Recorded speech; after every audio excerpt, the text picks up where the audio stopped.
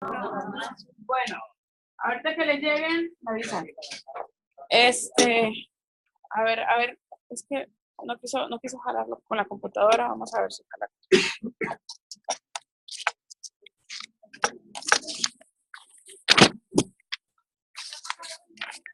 Ok, paso lista rápido. Marvin.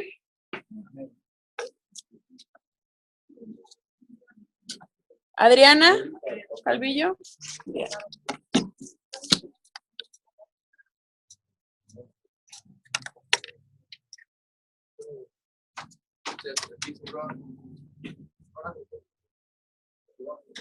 ¿Alguien faltó, hermanos, de hoja? ¿De la hoja 1 nadie faltó?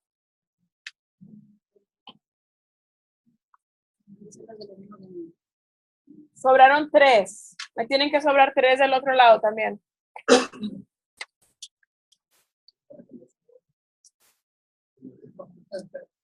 Si me sobraron 3 acá, me tienen que sobrar 3 del otro lado.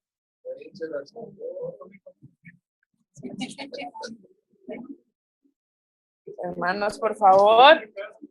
Mire de lo que vamos a hablar. Sí. Regrésame las hojas. Ahorita salen. Déjenme. Es que no me quiero agarrar la computadora, pero voy a ver su proyecto acá, nada más que se me apaga el celular.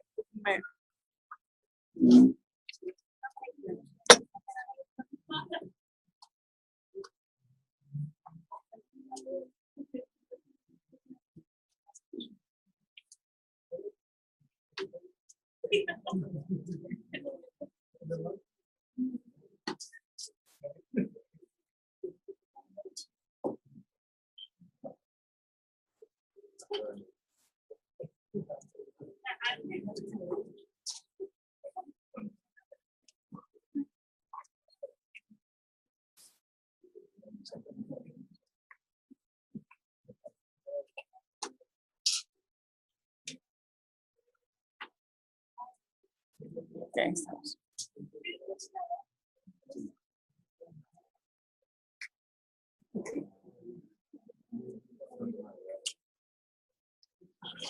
Entonces, hermanos, vamos a hablar sobre el origen, naturaleza.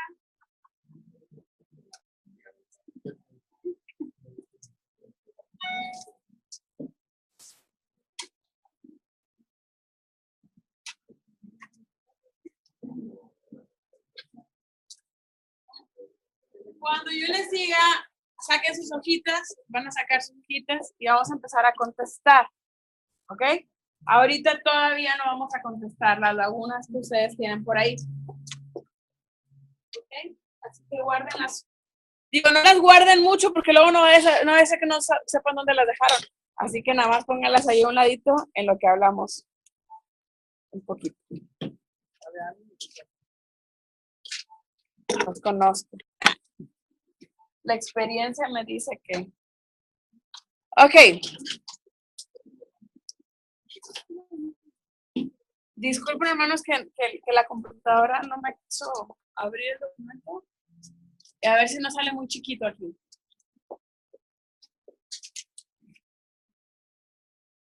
El origen del pecado en el universo es un misterio. Misterio, hermanos, no porque no sepamos cuándo apareció, sino misterio porque la gente se sigue preguntando qué fue lo que originó el pecado. Si Dios hizo una creación perfecta, ¿cómo es posible que en la perfección de la creación haya habido la posibilidad de que entrara el pecado o se diera el pecado? ¿Quién creó el pecado? El pecado, hermanos, definitivamente no es una creación de Dios. El pecado no es y no viene de Dios. Y las criaturas que Dios creó pues eran perfectas o eran buenas, ¿verdad? Fueron creadas en perfección moral. Entonces, ¿cómo es posible que haya surgido ese pecado? Y ahí es donde está el misterio. Tanto los seres angelicales como los seres humanos y los mismos animales fueron creados con esa cualidad que tiene todo lo que Dios hace. Es perfecto, es bueno, es santo. Entonces, ¿cómo es posible ahí? Por eso decimos, es un misterio. Es un misterio.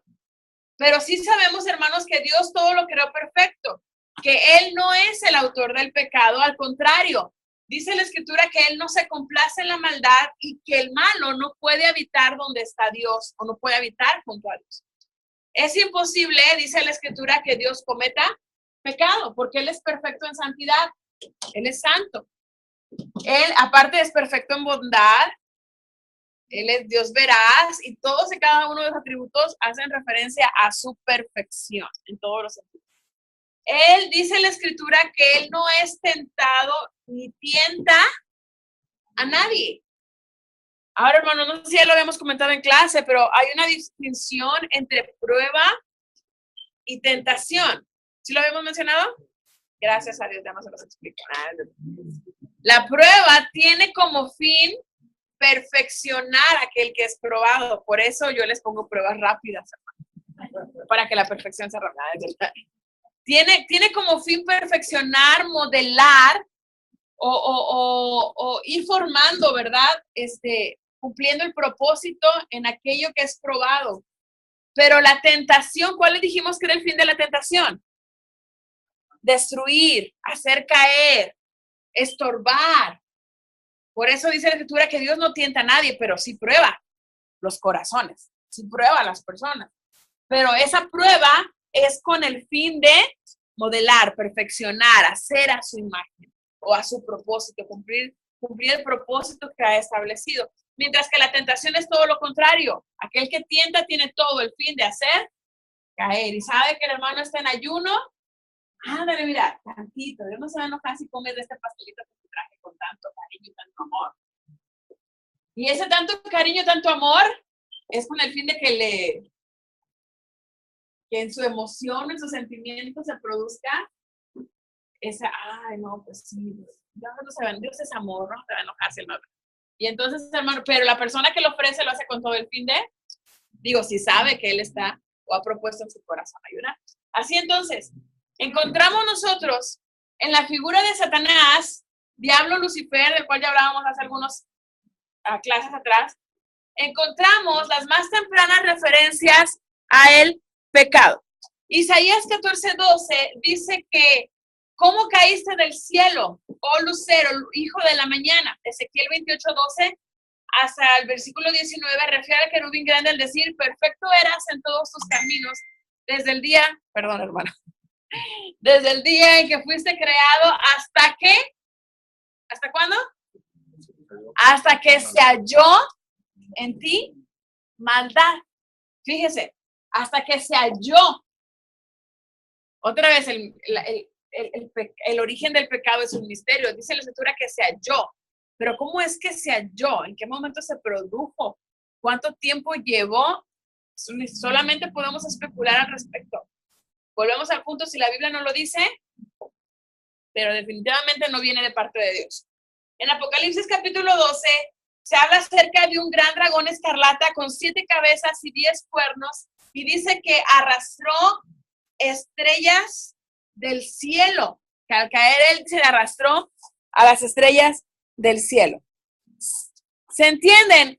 En estos versículos y otros pasajes como referentes a la primera rebelión contra Dios, que fue provocada por una de las creaciones más enaltecidas. Esta creación fue un ángel que se llamaba Lucifer. El orgullo y el celo, que es lo que dice la escritura, le nacieron en el corazón y deseó ser semejante al Altísimo. Esto lo llevó a la guerra contra Dios y sus ángeles. Perdió y naturalmente fue lanzado fuera del cielo, que es lo que nos dice la Biblia. Pero estos sucesos ocurrieron fuera del conocimiento y de la esfera del ser humano y antes de la historia terrenal. Pero una vez, ahorita en el receso voy a hacer el esfuerzo para que esa computadora jale. Okay. A ver si no vuela. Ah.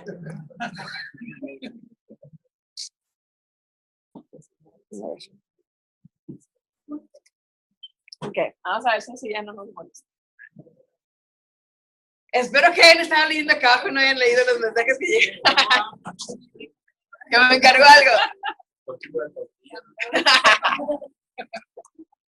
Pero estos acá ocurrieron fuera del conocimiento y de la esfera del ser humano y antes de la historia terrenal. Pero una vez establecida la existencia de la maldad, pudo aplicar su dominio a una esfera más accesible. ¿De quién estamos hablando? De Lucifer. Como no pudo dominar el cielo, entonces, ¿cuál fue la esfera accesible para él? La tierra.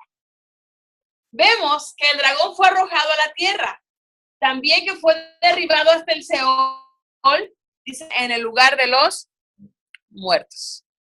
Así que lo que nos dice la Escritura, hermanos, es que en los cielos es donde se encontró el pecado en una criatura que hizo pecar a otros o que arrastró a otros también hacia el pecado.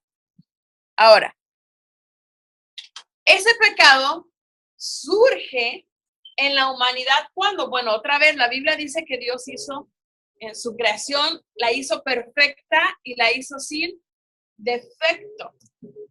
Que vio Dios que era bueno. Y luego hacia el final dijo que era bueno en gran manera. A pesar de la perfección de la creación, el pecado pudo hallar lugar otra vez en el ser humano. Esto no es debido a ninguna debilidad de la misma creación, porque si dijéramos que la creación era débil, entonces quiere decir que Dios no hizo las cosas bien. Sino dice por causa de una de las mayores características de la creación. En la creación, el ser humano era un ser, ¿qué dice? En el sentido de él podía tomar las decisiones que quisiera. ¿Cómo le llamamos a eso? Libre albedrío. ¿Qué quiere decir? Que el hombre puede tomar la decisión que quisiera, que Dios no creó robots, que Dios no hizo seres que a todo le dijeran que sí y siguieran o hicieran lo que Dios quería sin pensar o sin voluntad propia, sino que Dios le concedió al hombre esa libre voluntad, esa característica de que el hombre tomara la decisión, aún sabiendo Dios que el hombre podía tomar malas decisiones. Bueno, el riesgo se puso en evidencia cuando el enemigo penetró al mundo y se presentó a Eva. Pero si nosotros nos damos cuenta, hermanos, dice la Escritura que fue Lucifer que se halló pecado porque quiso ser semejante al Altísimo. En el caso del hombre, no es que el hombre desease, sino que este enemigo, este Satanás, provocó o trajo a la mente y al corazón del hombre y a la vista del hombre también, porque dice que vio el fruto que era codiciable, ese sentimiento y ese sentir, es decir, no es que en el hombre se encontrara o se hallara, sino que en el hombre se provocó el pecado. ¿Y quién lo provocó? Dice que se acerca a Eva y entonces, bueno, primero dice que toma la forma de un animal, que es definido como la serpiente, la cual dice era astuta más que todos los animales que Jehová Dios había hecho. Se dirige a la mujer, quien estaba aparentemente sola. No se dirige a Adán, sino que se dirige a la mujer, donde dice en apariencia estaba sola. Y si es así, entonces en esa etapa, hermanos, o en ese momento de soledad, pero bueno, dice la Escritura que puso una trampa. Lo primero que le dice es con que Dios ha dicho, y con esta expresión lo que está haciendo es que está poniendo en tela de duda la palabra de Dios. A ver, Dios ha dicho, ¿será que es cierto? ¿Eso fue lo que Dios les dijo? Y nada más esa expresión, hermano, ya lleva la connotación de duda, que no es cierto. ¿Ok?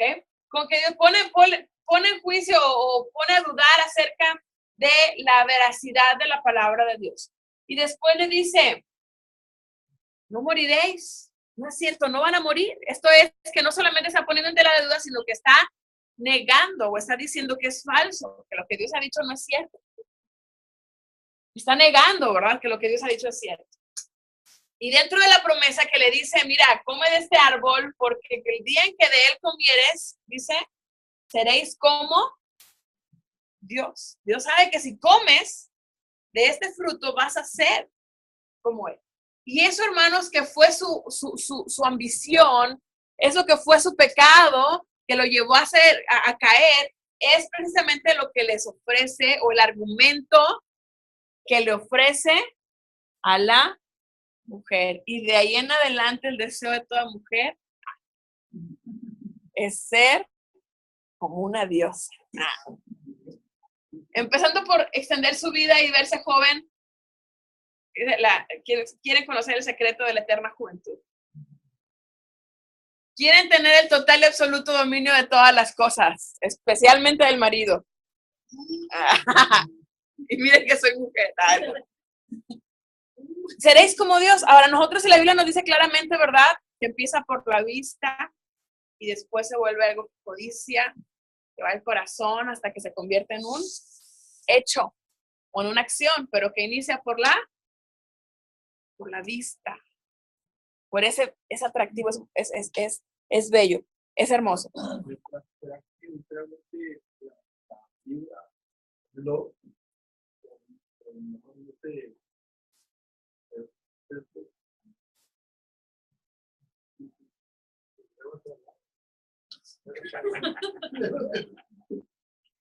Pues para que no fuese extraño a la mujer, digo, el hecho de que no fuese extraño para la mujer,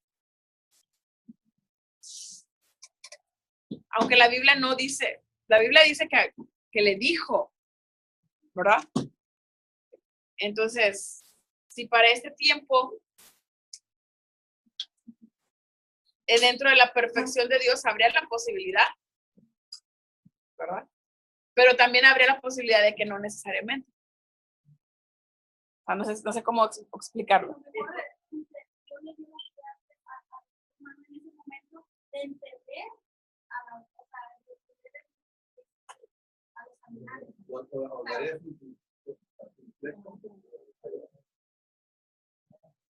Pues mire, la Biblia solo dice que dijo.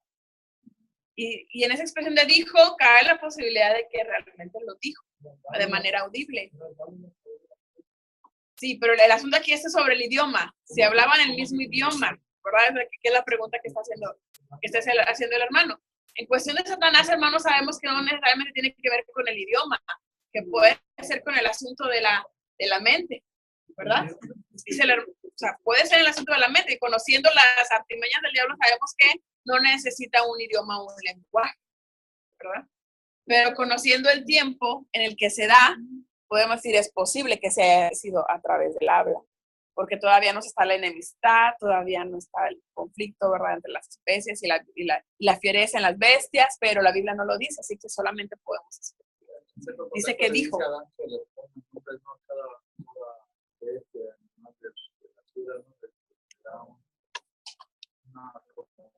Para que él haga y pueda pues dice que les puso nombre, no dice que hablaban el mismo idioma y el lenguaje. Por eso digo, ahí solamente lo dejamos en la especulación.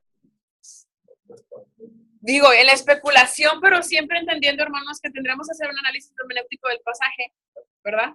Y que el asunto es que este pasaje entra dentro de un pasaje histórico, narrativo. Entonces, tiene figuras literarias, pero no es mayormente como lo son los proféticos o como lo son los poéticos, que están llenos de figuras literarias. En este caso, no. Al ser narrativo está más limitado en cuanto a las figuras. Pero lo que voy es, yo nunca me lo había preguntado. Tendríamos que hacer un análisis hermenéutico. Pero lo que sí es que lo que vamos es, al no tener todas las herramientas hermenéuticas en este momento, lo que deducimos es lo que la Biblia dice en primera instancia, que es dijo. Y si dijo, o sea, se considera literal, ¿sí? Hasta que no vayamos y hagamos el análisis y el análisis nos diga otra cosa. ¿Sí? Ok. Consecuencias del pecado. Hay consecuencias morales hay consecuencias físicas y hay consecuencias espirituales. Acuérdese, hablamos de la constitución del hombre. Dijimos que el hombre es un ser tripartito. Fue una pregunta que venía en su prueba. Facultades morales, espirituales, intelectuales. No, perdón. Postura teológica que considera que el ser humano está constituido por 3 partes. Cuerpo, alma y espíritu. Y la respuesta era tricotomía. Tricotomía. 3 partes, tripartito, tricotomía. Entonces, hay un área, es cuerpo, física, consecuencias. El pecado trae consecuencias al área física. Hay un área, lo que es el alma, ¿verdad? Inmaterial, el alma, consecuencias morales, y espíritu, consecuencias. Así que el pecado vino a traer una afectación en la totalidad del ser humano. En el área moral, para empezar, la culpa, ¿verdad? La culpa del pecado. Esa conciencia de hecho lo malo, el pecado. También viene a traer corrupción, es decir, siendo que Dios había hecho la creación perfecta, esa creación se corrompe. Y dentro de la corrupción, hermanos, que hay en la creación, se echa a perder, eso es el concepto de corrupción, se echa a perder. Es que pasajes como Romanos dicen que es que el hombre no puede, se desvía tanto del propósito, del plan y del diseño de Dios, que cambian lo natural por lo que no es natural. Y aquí, ¿verdad? Habla inclusive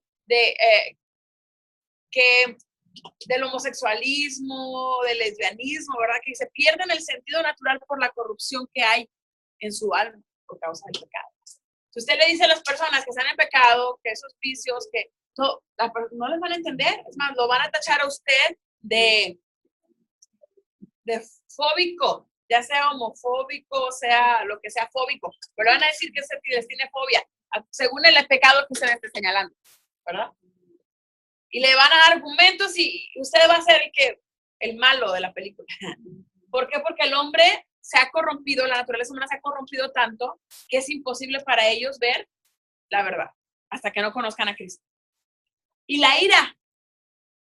El pecado, hermano, en el hombre provoca ese enojo, contienda, ira, enemistad, no solamente con Dios, sino inclusive con sus semejantes o con todo aquello que haga referencia a Dios.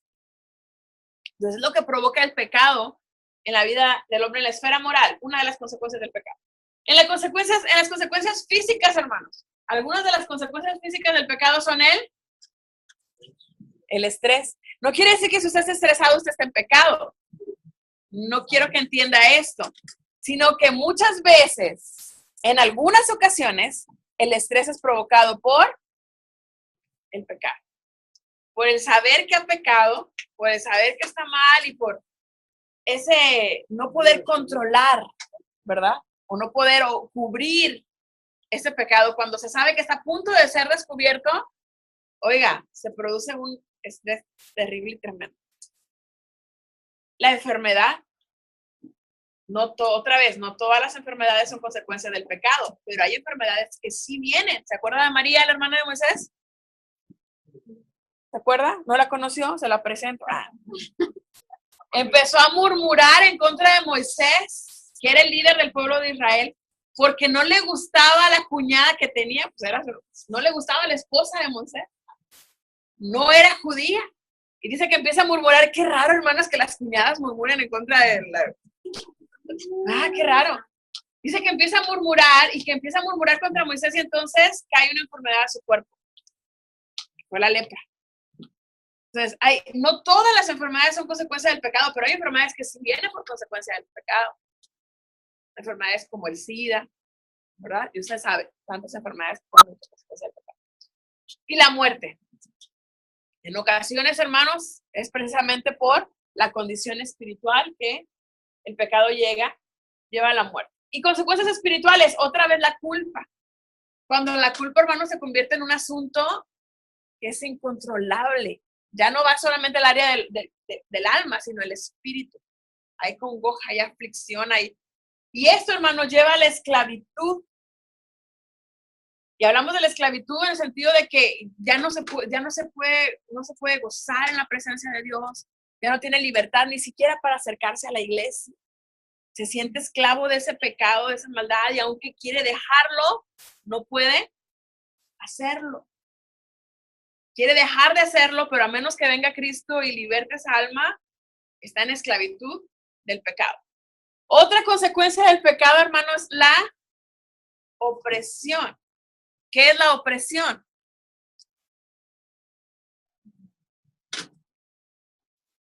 ¿Qué es la opresión? ¿Alguien que me puede explicar?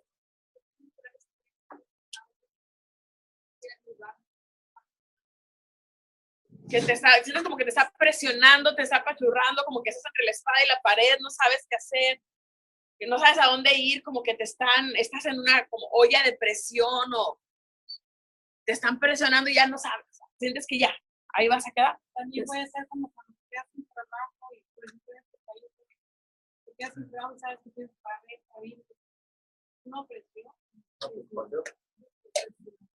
Esa es presión. Presión, y traemos un poquito en cuanto al estrés, ¿verdad? La preocupación de lo que tienes que hacer. En la presión, hermano, estamos hablando que tiene que ver con una influencia demoníaca, ¿sí? Que te están acechando, que Satanás te está presionando, te está culpando, todo el tiempo te está diciendo, es que pecaste, es que hiciste mal, es que hiciste esto, que es lo otro. Es que ya no tienes perdón de Dios y totalmente te está presionando para que reniegues contra Dios o hagas algo, pero esa opresión y posesión, hermanos, tiene que ver con una influencia demoníaca, ¿sí? La posesión, hermanos, pues ya eso ni hablamos, ¿verdad? Ya sabemos lo que es la posesión, es decir, Satanás toma el control absoluto del cuerpo. Ahora, hay una diferencia, hermanos, en cuanto a posesión y opresión, porque cuando hablamos de posesión, estamos hablando que esa persona que está siendo poseída está total y absolutamente bajo el dominio de Satanás.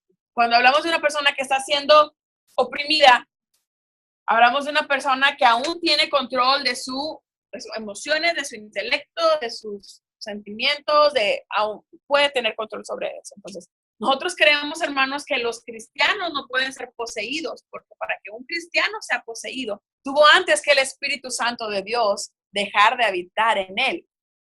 Y en el momento en que deja el Espíritu Santo esa casa o ese templo o ese cuerpo, entonces el creyente deja de ser hijo de Dios, porque el Espíritu Santo es el sello de propiedad y pertenencia en el creyente de Dios. Dios está diciendo, esta es mi propiedad, por eso mi espíritu está en él. Y es el Espíritu Santo el que testifica a nuestro espíritu de que nosotros somos hijos de Dios. Pero si se da una posesión es porque el Espíritu Santo ya no está obrando, ya no está en esa vida. Y si ya no está en esa vida, entonces ya no es hijo de Dios. Entonces, aun cuando vaya a la iglesia, no tiene el sello de propiedad de pertenencia de Dios. ¿Sí? Entonces, ¿puede un cristiano ser poseído? No. Bíblicamente no. Pero sí puede ser oprimido. ¿Por qué? Porque es lo que Satanás busca, ¿verdad? Atacar. Incluso no puede. Claro que sí, pero no puede ser porque la opresión viene de afuera. ¿Sí? Pero la posesión de adentro. Mándame.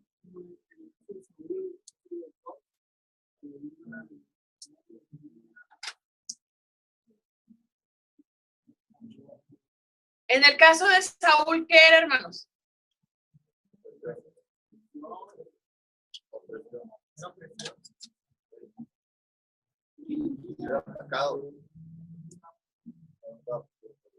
¿Por qué no? O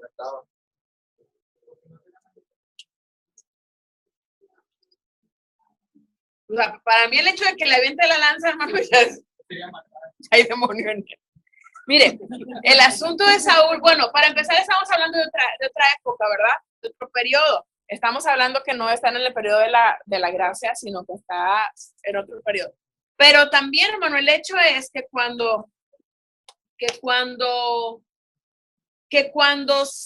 Saúl dice que viene ese espíritu malo de parte de Dios, no es que viniera o que Dios lo enviara, sino que Dios lo permitió. La expresión a la que está refiriendo de parte de Dios, es decir, que Dios dio parte a. No que Dios lo enviara, porque venía de parte de Dios, sino que Dios dio lugar, dijo, está bien. Le quitó la protección. Y también, hermanos, se da después de que ya se le ha dicho que su reino le va a ser quitado, porque había pecado y había desobedecido a Dios. Entonces ya había sido desechado por Dios. Lo estoy explicando. Al ser desechado por Dios, ¿qué sucede? El Espíritu de Dios se apartó de él, ya no estaba ahí. Entonces, si bien la atormentaba, no era simplemente me atormenta, sino que cede a los impulsos de ese espíritu. Y cuando cede, ¿de qué estamos hablando?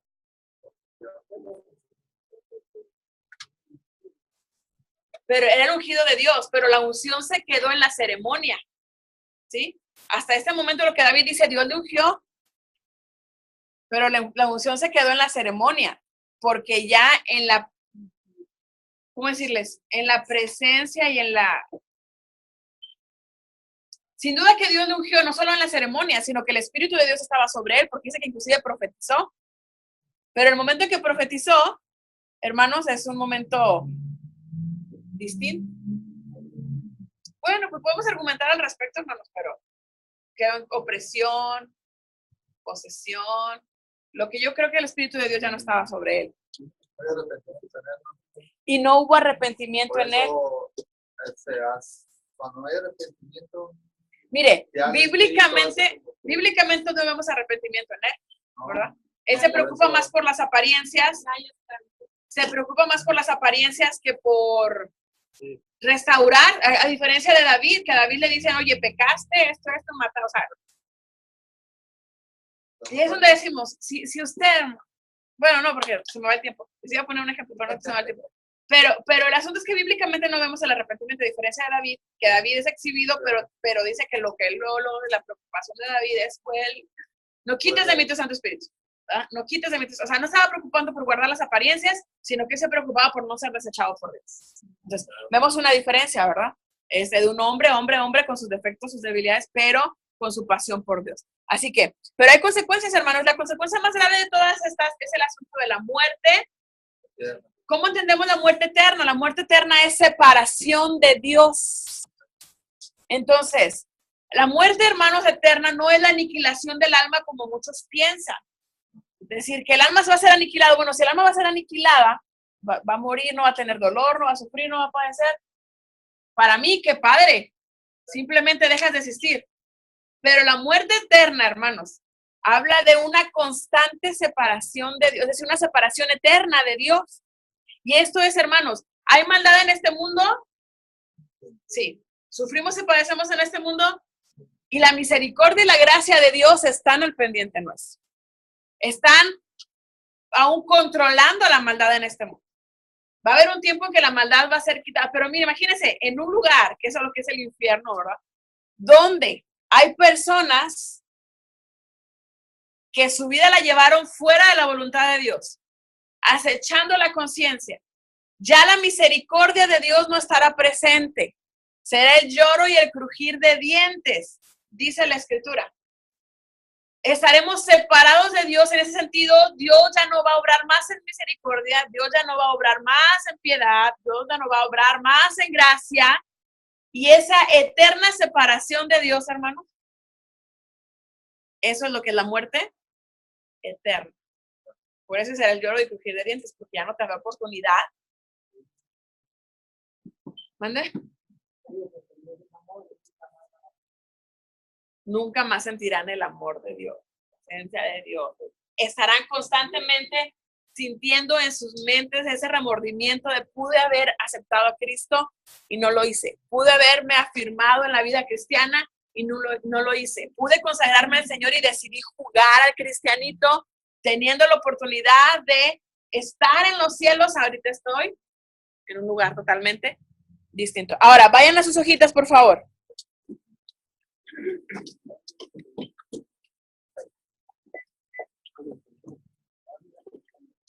¿Dónde las escondí? ¿Cuál es el tema de su hojita?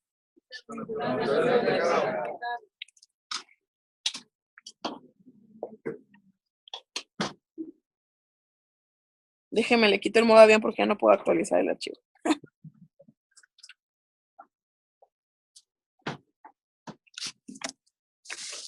Vamos a ver, hermanos, ¿qué es el pecado? Vamos a hablar de las diferentes esferas en el ser humano o en el hombre, en las cuales se desarrolla el pecado. Primero, y es la línea que ustedes van a llenar ahí, por favor, la primera línea es en la esfera de lo moral.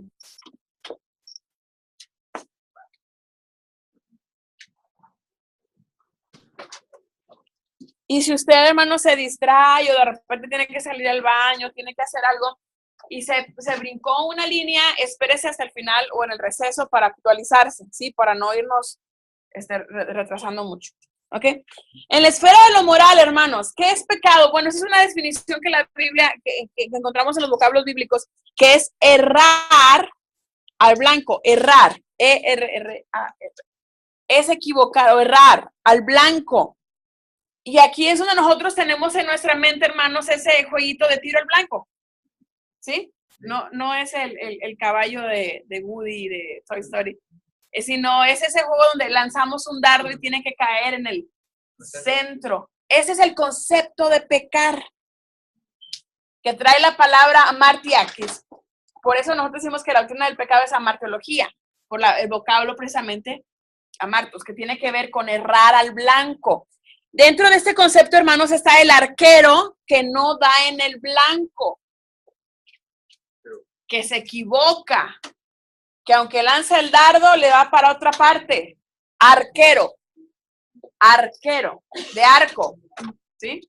Arquero, no de portero. Arquero.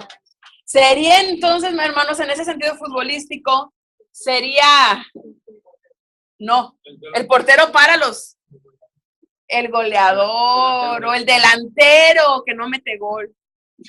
¿Sí? El Messi que se equivoca al momento del penal. ¿Sí? Ok, el arquero que no da en el blanco. El Cruz Azul que por más... Ay, no es verdad.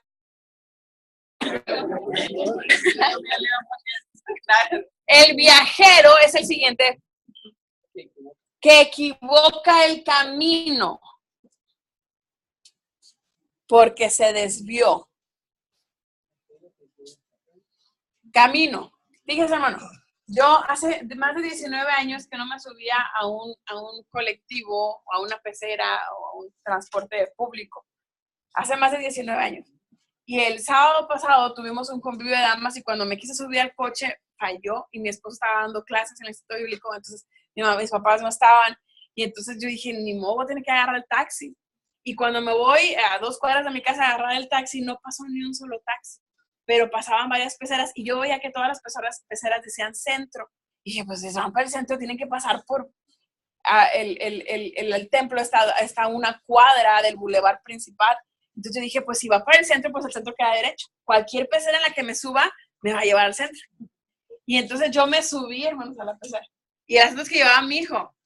Y entonces no sé si ustedes se han dado cuenta, pero últimamente andan muchos, hay alertas de que se están robando niños y que a una señora le quisieron robar, que le quisieron arrebatar a su de las manos. Entonces pues yo dije, bueno, entonces en lugar de llevarme la bolsa, me voy a llevar una que se cruza acá, cargo al niño. Bueno, el asunto es que iba yo pasó una pecera y centro, esa me subo, hice la parada, me subí y tan pronto me subí, me senté con mi hijo, me di cuenta que esa pecera no iba a agarrar el bulevar principal, que iba a agarrar otro bulevar, o sea, iba a ir al centro pero por otro camino, es decir, no por el camino por donde está el templo. Y entonces yo estaba, y esta no es. Ya después mi esposo me dijo, es que tienes que agarrar la que diga Pemex, no la que diga centro, porque la que dice Pemex pasa por enfrente. Bueno, ya me explico, ya después, pero cuando yo me subo al coche, hermano, a la pecera, ya se me olvidó el nervio de que si me roban al niño, me quedé con el nervio de ¿dónde voy a ir a parar? ¿Dónde me va a dejar esta pecera? Y entonces yo me imaginaba que me iba a dejar como a 10 cuadras, tenía que caminar 10 cuadras del templo. Pero yo dije, pues le doy voto de confianza, me quedo aquí o me bajo. Y si me bajo, como quiera, voy a tener que caminar para volver a agarrar el bulevar. Y ahí estaba yo en mi indecisión. Me dijo, bueno, me voy para aquí, a ver hasta dónde avanza. Y avancé y al final no me dejó a 10 cuadras, sino que me dejó a 5 cuadras. Pero yo sabía que era la pecera equivocada. Pero ahí me quedé. Y cuando me bajo a 5 cuadras del templo. Y bajo al niño y le digo, papi, vamos a caminar. Mi hijo caminó, yo creo que se casó media cuadra y se cansó. Porque las cuadras son cuadras grandes. Y entonces ahí voy yo con el niño, me lo monto y ahí voy caminando y yo vengo pensando todo el camino. ¿Por qué no le pregunté a alguien qué pecera se tomaba? ¿Por qué no le hablé a mi cuñada, que anda más en pecera? ¿Por qué no le hablé a alguna hermana a lo mejor? Y alguna iba tarde y pasaba por mí. Y entonces ahí voy yo, hermanos, pensando, no podía, yo mi hijo está, pues ustedes ya lo vieron, ¿verdad? Está bien dado. Y entonces ya, después de un rato, hermanos, pasa un carro al lado mío y me dice, les doy ray, las llevo. Y era una hermana de la iglesia.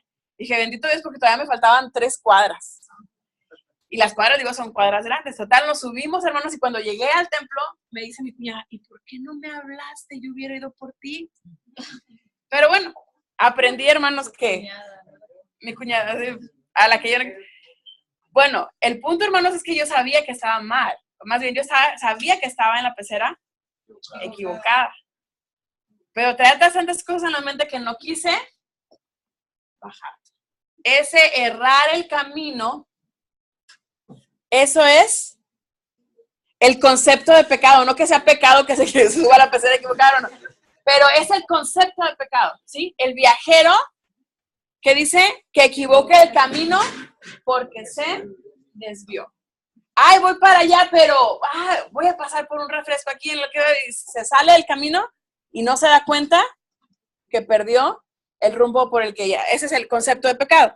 Además, hermano, 1.2 dice, otro concepto es peso faltante en la balanza. ¿A qué le recuerda esto? Peso de kilos. Peso, no de peso mexicano de dinero, sino peso de kilos. ¿Sí? De masa. En la balanza. ¿Se acuerdan ustedes de aquel personaje, Rey Impío, que dice que cuando estaba en una fiesta y mandó traer los utensilios del templo de Jerusalén, aparece en la pared una mano que le escribe Mene, Mene, Tekel Uparsin, y dice la Biblia que traducido es, o que quería decir, después de la interpretación que le da Daniel, ¿verdad? ¿Qué significaba? Y fuiste hallado falto. Ese es el concepto de pecado. Peso que falta, no diste el kilo. ¿Sí? En un proverbio mexicano, ¿verdad? O en un dicho popular, no dar el kilo. Ese es el concepto de pecado. Bíblicamente, peso faltante en la balanza. ¿Okay? No se me vaya, hermano. No se me vaya. Yo estaba en el receso, le voy a quitar unos 2-3 minutos solamente. Y luego ya pueden ir al receso y luego sigue el devocional. Nada más rapidito quiero contarles algo. Toda esta situación, todo el proceso que he estado pasando. El día de ayer fui con el oncólogo